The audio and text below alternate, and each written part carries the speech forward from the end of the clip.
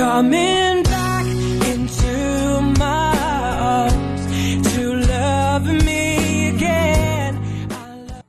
Sorry sa mga taong hindi ako gusto. And thank you. Thank you sa taong mananatili sa buhay ko. Hi, ako si Monica. Monica de la Peña. Hindi man ako isang makata, pero nais ko magpakilala sa paraang kakaiba. Dahil ang buhay ko puno ng lungkot at saya. Monica de la Peña, sino ka nga ba? Sa bayan ng Lauhan, bayang aking sinilangan. Mahabang para yung aking kinagisnan. 19 na taon na sa kasalukuyan. Taong 2001, ikasyam ng Oktubre. Taon, petsa at buwan ng aking kapanganakan. Sa taon yun, ako ay namulat sa mundong hindi ko maintindihan. Subalit ako ay ginabayan ng 2 taong hanggang ngayon parating nandiyan. Ang aking mga magulang, ako ay bunga ng puno nila. Si Mama, ang ganda ng pangalan niya, Estrelita de la Peña. Ang ganda, diba? Parang siya. Si Papa naman, sing lakas ng pangalan niya, Fortunato de la Peña, ang haligi ng mga de la Peña.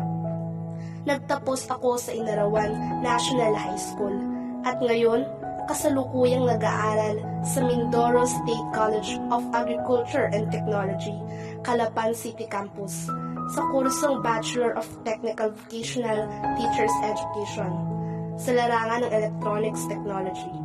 Maaaring para sa kanila, ang kurso ko ay kakaiba, pero para sa akin, go lang, gusto ko ito eh. Hilig ko, kumain, kita naman sa size, matulog, kahit walang itinatangkad. So sad, diba? Kumanta, kahit wala sa tono. Sumayaw, kahit hindi ko alam ang mga galaw. Simple lang naman ako. Simpleng ako na maaaring magustuhan nyo. Pero may mga ayaw din ako. Yung sinungaling at walang respetong tao. Mabilis akong mainis sa ganung mga tao. Kaya sana, maging friends tayo.